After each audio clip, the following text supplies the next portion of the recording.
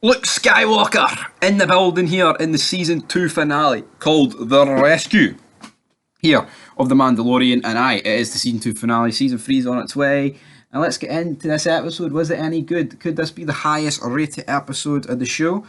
Could be, but we get Mando basically boarding this Imperial shuttle with Big Cara, and he captures this doctor. And the guy's like, "Oh, we wiped out your planet, Cara, that had terrorists on it." And Cara's like, "No," and then just shoots him. I was thinking, was this going to lead to something? Like, was Mando going to be like, "Hey man, what's that all about?" But no, doesn't happen. Then they visit the rest of the Mandalorians, but Boba Fett gets into a fight with Sasha Banks here, and then it's like, "All right, we'll help, save Grogu, fight Moff Gideon."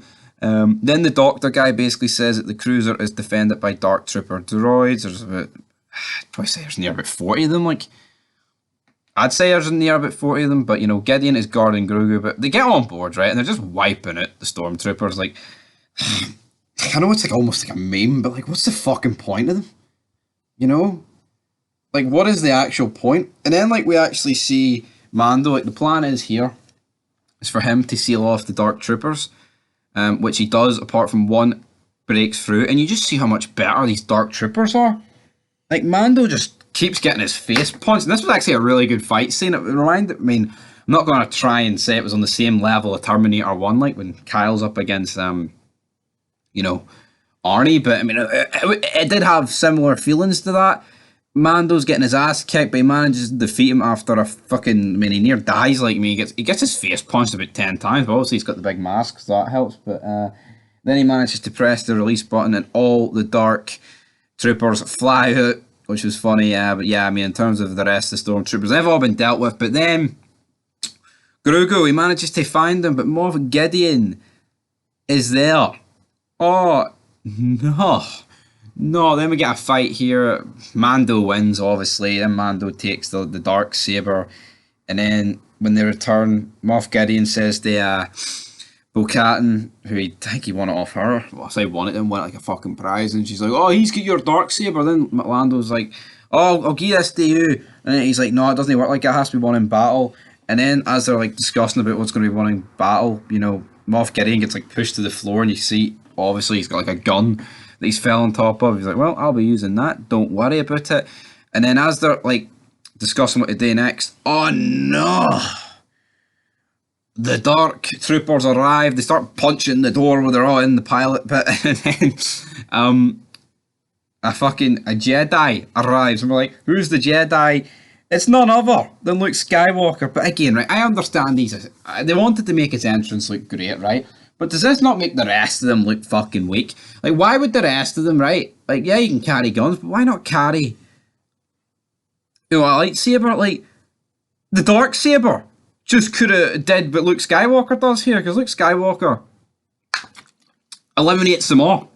Kills like 39 of the Dark Troopers with his lightsaber, right? So why couldn't one of them have done that with the dark saber, or Mando, because he's the only guy that could use it apparently? Stupid fucking rule. He could have done that to all of them, like, because it would have sliced them in half, because the dark saber cuts through literally every fucking everything. And then Skywalker's like, "Let the Force be with you guys." And then Gideon tries to shoot himself, but Dune unarms him after he shoots, Bo-Katan. But is she alive? Oh, wait. Don't you worry about it. Don't you worry about it, son. But Grogu almost gets shot during this, but then Luke Skywalker turns up. He's like, "Aye, right." Grogu doesn't want to leave, though, because he needs the Mandalorian's permission. Mando takes his helmet off. "I'm Javier Pascal. You're allowed on that ship with Luke." And he's like, "All right." And then it's a tearful goodbye. He leaves with R2-D2, who's randomly in this. Pretty all right. I mean, it was like, they did use the original Luke Skywalker, to be honest. The CGI looked all right.